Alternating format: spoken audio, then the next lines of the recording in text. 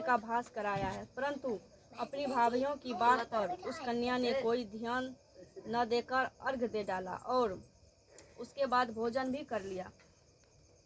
उसके इस कृत्य के गणपति भगवान अत्यधिक कष्ट हो गए, जिसके फलस्वरूप उस कन्या का पति भयंकर रोग से ग्रस्त हो गया। चिकित्सा आदि कराने में संचित धन नष्ट हो गया और वह अत्यंत शोकाकुल होकर कष्ट भोगने लगी। कष्ट भोगने के बाद जब उसे अपनी भूल का ज्ञान हुआ तो वह बारंबार मन में पश्चाताप करने लगी। उसने अपनी भूल के लिए गणेश जी से क्षमा याचना की और व्रत को पुनः भक्ति पूर्वक पूरा किया।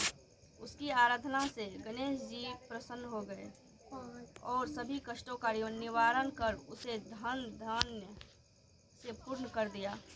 इस व्रत को जो भी प्राणी विधि पूर्वक संपन्न कर लेता है, उसकी सभी आशाएं पूर्ण हो जाती है। इस व्रत का कथा श्रवण करने के पश्चात चंद्रोदय हो जाने पर चंद्रदेव को अर्घ प्रदान करना चाहिए।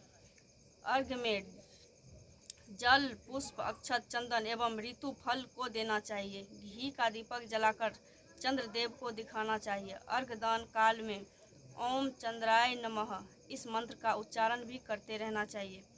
इसके अनंतर 4 बार परिक्रमा कर चंद्रोदय को दंडवत करे। इतना कर लेने से पश्चात घर में वृद्ध जनों को भोजन कराकर स्वयं भोजन करे। पूजा काल में व्यवहृत पदार्थ अर्पित किए गए नैवेद्य आदि को ब्राह्मणों को दान कर देना चाहिए। इस प्रकार भक्ति भाव से जो लोग इस चतुर्थी व्रत को करते हैं, उसकी सभी मनोकामनाएं पूर्ण होती है।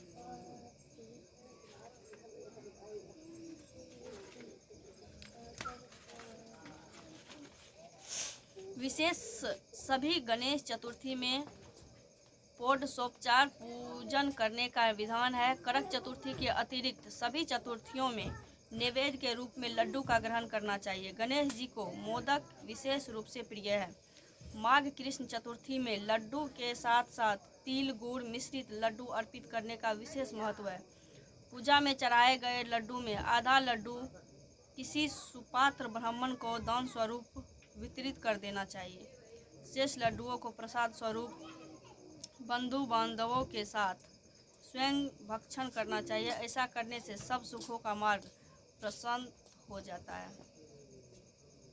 किसी भी व्रत की पूर्णता पर ही उद्यापन करना चाहिए। व्रत की तिथि पर ही उद्यापन किया जाता है। जिस वर्ष में उद्यापन करना हो, उस वर्ष की कार्तिक कृष्ण चतुर्थी के दिन व्रत समाप्त होने के पश्चात एक थाली को कुकुम्भ से रंजित कर 4-4 की संख्या में पूरी और उस पर शक्कर रखकर 13 स्थान पर लगा दे और उस पर एक नई साड़ी, ब्लाउज, दक्षिणा आदि रखकर अपनी सास को अर्पित कर दे।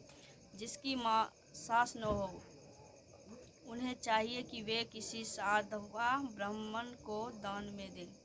तदनंतर 13 ब्राह्मणों को भोजन कराकर उन्हें द्रव्य दक्षिणा से संतुष्ट कर विदा कर दें। संपूर्ण कृत्य प्रतिपादित कर लेने से अनंत की स्वयं अन्न ग्रहण करे।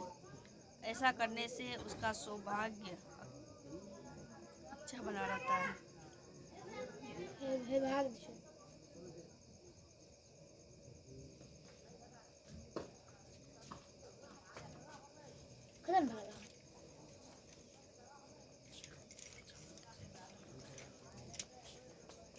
तो मोबाइल लग के तो भाई रुक तोरा की लागलो? भूत लागलो है। कथा समाप्त कथा के वीडियो बन पाते। चाची का फोटो की चलो दुखता तो कहियो क्या कहीं थोड़े घुटो एक बार देख लिए ना 10:30 बजे गुला है क्या?